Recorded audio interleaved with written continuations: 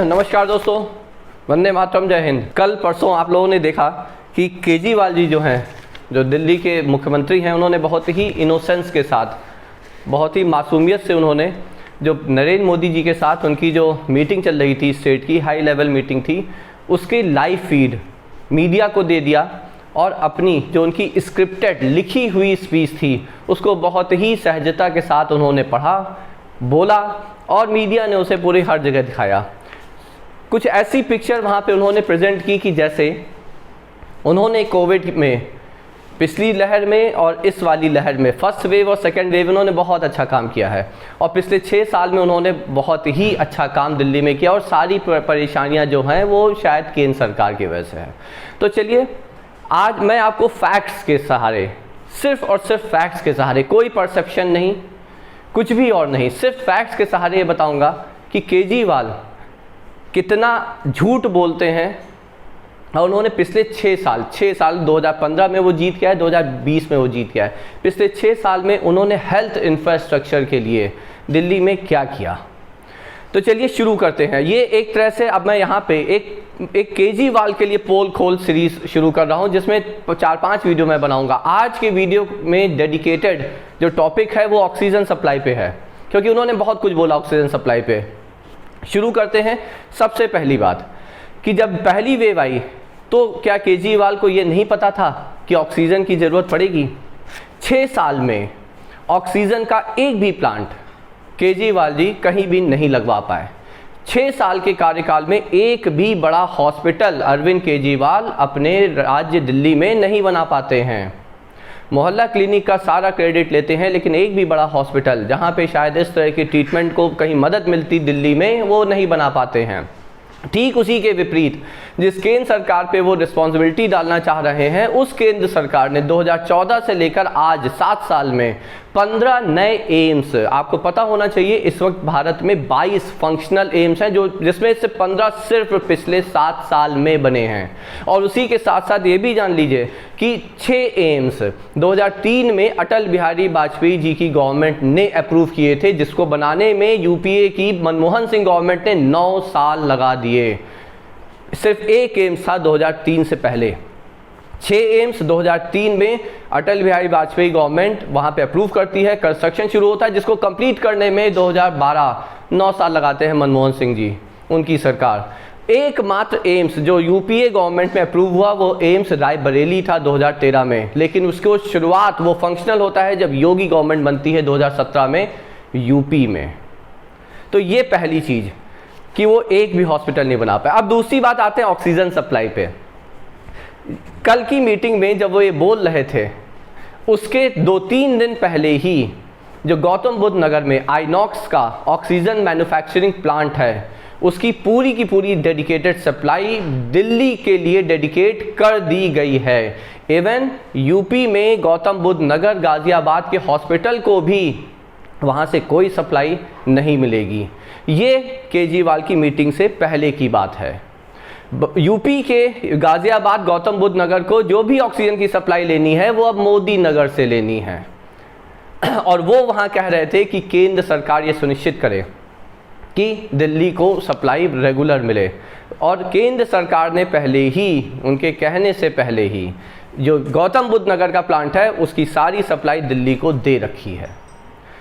वो ये कहते हैं कि जो ऑक्सीजन एक्सप्रेस है उसे और अच्छे से चलाया जाए, उसको और अच्छे से देखा जाए, दिल्ली को भी उसमें दिया जाए। और उससे एक दिन पहले ही रेलवे एक स्टेटमेंट देता है जिसमें वो बोलता है कि दिल्ली सरकार की तरफ से आज तक एक भी रिक्वेस्ट ऑक्सीजन एक्सप्रेस की नहीं आई है, जबकि यूपी, एमपी, महाराष्ट्र सरकार ये रिक्वेस्ट पहले दे चुके हैं और उनके लिए ऑक्सीजन एक्सप्रेस चल चुकी है और वहाँ तक supply tankers dedicated green corridor बना के रेलवेज कर चुका है। वो रेलवे से एक भी रिक्वेस्ट नहीं करते हैं, लेकिन मीटिंग में सीधे एयरलिफ्ट, कंटेनर को एयरलिफ्ट कराने की बात करते हैं, एक पैनिक क्रिएट करने का प्रयास करते हैं जब वो कहते हैं कि आर्मी के हाथ में दे दिया जाए प्रोडक्शन और सप्लाई चेन। क्या ज़रूरत है आर्मी के हाथ में देने की? जब पहले ही केंद्र सरकार सारे स्टेट गवर्नमेंट को अपने सप्लाई डेडिकेट कर चुकी है और ये निर्देश जारी कर चुकी है, और उसी निर्देश के चलते दिल्ली में आप डेली पढ़ते होंगे, डेली आपके पास एक न्यूज़ बाइट आती होगी हर जगह जगह मीडिया से कि 2 घंटे का ऑक्सीजन रह गई हॉस्पिटल में। हर बार 2 घंटे की ऑक्सीजन रह जाती है, लेकिन ऑक्सीजन फिर मिल जाती है। तो ये क्यों हो रहा है? ये पैनिक क्रिएट करने का प्रयास कर रहे हैं केजरीवाल। वहाँ पे यूपी में वो केजरीवाल एक भी ऑक्सीजन प्लांट नहीं लगवा पाए, बल्कि 17 अप्रैल को यूपी में SGPI लखनऊ के संजय गांधी पोस्ट ग्रेजुएट जो इंस्टीट्यूट है मेडिकल साइंस का, वहाँ पे 20,000 लीटर का ऑक्सीजन प्लांट 17 अप्रैल को लगा। केजरीवाल आज तक एक भी नहीं लगा पाए। केजरीवाल को दिसंबर 2020 में 8 ऑक्सीजन प्लांट का प्रपोजल भेजा गया, फंड्स दिए गए, वो एक ही प्लांट पिछले 5 महीने में लगवा पाए। इस कोविड में वो तो कहीं रैली में नहीं व्यस्त थे ना, मानते हैं मोदी जी व्यस्त थे, मोदी जी बहुत व्यस्त थे रैलीज में, सब लोग कह रहे हैं, पूरा मीडिया, बड़े बड़े पत्रकार कि मोदी जी व्यस्त थे।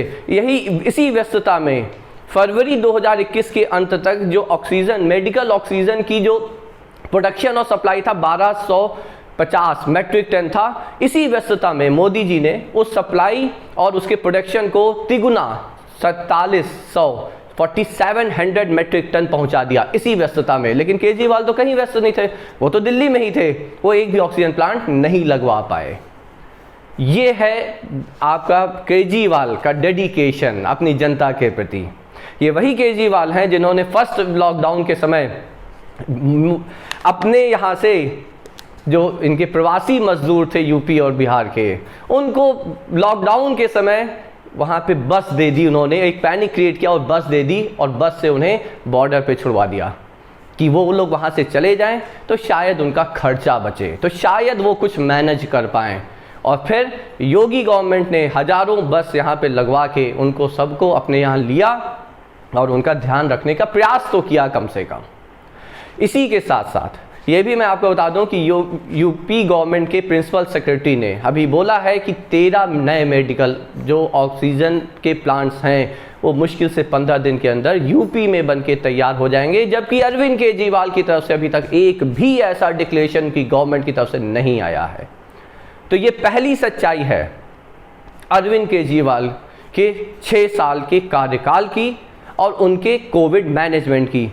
याद रखिएगा कि जब पहले वेव आई थी, जब पीक हो रहा था, तब भी ये ऐसे ही गिड़गिड़ाए थे केंद्र सरकार के सामने। आज जब पहले भी वो आरोप लगा रहे थे, लेकिन जब उनसे मैनेज नहीं हुआ तो गिड़गिड़ाए। और आपको याद हो वो विजुअल्स जब अमित शाह जी सड़कों पे निकलते हैं, कई जगह बहुत सारे कोविड बेड बनाए जाते हैं, DRDO सामने आता है, सब कुछ होता है, और तब वो कंट्रोल हुआ था और अमित शाह को भी उसमें कोविड हो गया था उस समय।